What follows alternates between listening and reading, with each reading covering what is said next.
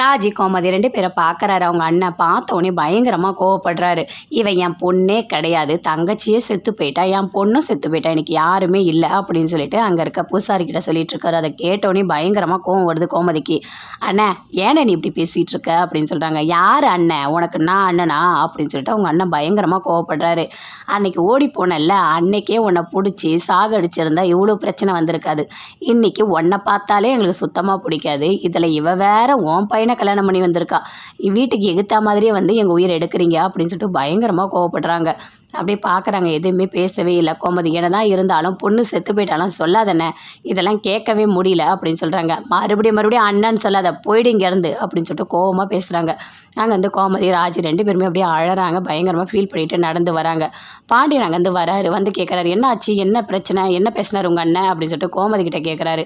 ஒன்றும் இல்லைங்க, எல்லாம் சொல்லிட்டாங்க, இப்போ கோயிலேருந்து போனவங்க சொன்னாங்க திட்டாங்கன்னு. என்ன திட்டினாங்க?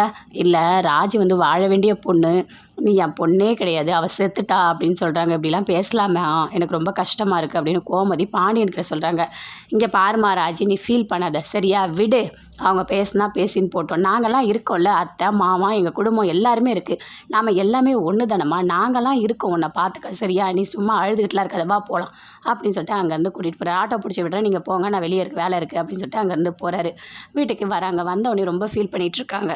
ராஜி அப்படி சோஃபாலேயே உட்காந்துட்டு ஃபீல் பண்ணிகிட்டே இருக்காங்க. அப்பா சொன்னது எல்லாத்தையுமே யோசிச்சு பார்த்துட்டே இருக்காங்க. அப்போ மீனா கேட்குறாங்க, என்னாச்சு, இன்னும் நீ மறக்கவே இல்லையா அப்பா சொன்னதெல்லாம்? விடு ராஜி, இதெல்லாம் ஒரு பெரிய விஷயமா? என்னை எங்கள் அம்மா அப்பாலாம் எப்படி பேசுவாங்க தெரியுமா? என்னை வீட்டுக்குள்ளேயே விடலை பத்திரிக்கை வைக்கும் போது தெரியுமா? அது மட்டும் கிடையாது, நான் செத்து போயிட்டேன்னு அவங்களும் சொல்லிட்டாங்க, ரொம்ப கஷ்டப்படுத்திட்டாங்க.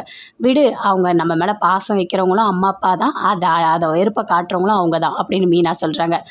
எல்லாமே அப்படியே கோமதி கேட்டுட்ருக்காங்க, எதுவுமே பேசவே இல்லை. டியூஷன் எடுக்கிறேன்னு சொன்னவங்களோட அம்மா வராங்க, வந்து கேட்குறாங்க, என்னம்மா நீ டியூஷன் எடுக்கிறேன்னு சொன்ன, இப்போ எடுக்க முடியாதுன்னு சொல்கிற அப்படின்னு சொல்கிறாங்க.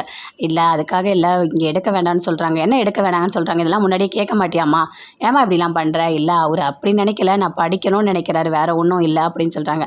சரிம்மான்னு சொல்லிட்டு அங்கேருந்து போகிறாங்க. அப்போது ராஜ் ரொம்ப ஃபீல் பண்ணுறாங்க, இல்லை டியூஷனும் எடுக்க முடியல, எனக்கு ரொம்ப கஷ்டமாக இருக்குது அப்படின்னு சொல்லிட்டு.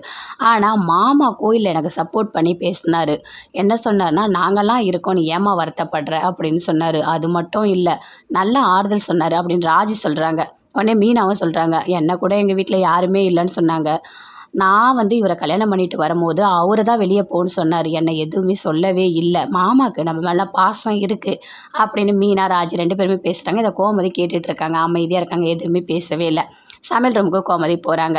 அங்கே தங்கமயில் எல்லாமே சமைச்சிட்ருக்காங்க. நானும் உனக்கு ஹெல்ப் பண்ணட்டுமான்னு கேட்குறாங்க.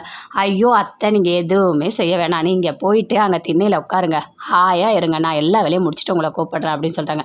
இல்லைம்மா, ஏதாவது காய் கட் பண்ணி தட்டுமா? எதுவுமே வேணாம் அத்தை, நீங்கள் போங்க அப்படின்னு தங்கமயில் சொல்கிறாங்க. அங்கே வந்து சரவணன் வராரு. என்ன மயில், என்ன பண்ணிகிட்ருக்க? இல்லை மாமா, சமைச்சிட்ருக்கேன் அப்படின்னு சொல்கிறாங்க. ஏன் அம்மாவை எதுவும் செய்ய வேணான்னு சொல்லிட்டேன்? இல்லை, அவங்க எவ்வளோ கஷ்டப்பட்டுட்டாங்க, இப்போ இனிமேல் அவங்க சந்தோஷமாக இருக்கணும், அதனால தான் காலெல்லாம் வலிக்குதுன்னு சொன்னாங்க அப்படின்னு தங்கமயில் சொல்கிறாங்க. சரி பாருங்கள், டேஸ்ட்டு பாருங்கள் அப்படின்னு சொல்லிட்டு குழம்பு கொடுக்குறாங்க. நல்லா தான் இருக்குது தங்கமயில், சூப்பராக இருக்குது அப்படின்னு சொல்லிட்டு இருக்காரு. உனக்கு ஏதாவது ஹெல்ப் பண்ணவான்னு சொல்லிட்டு ஹெல்ப் பண்ணிகிட்டே இருக்காரு. அப்போ மீனா வராங்க, அப்படியே வெக்கப்படுறாரு. அடுத்தது அரசியும் வராங்க.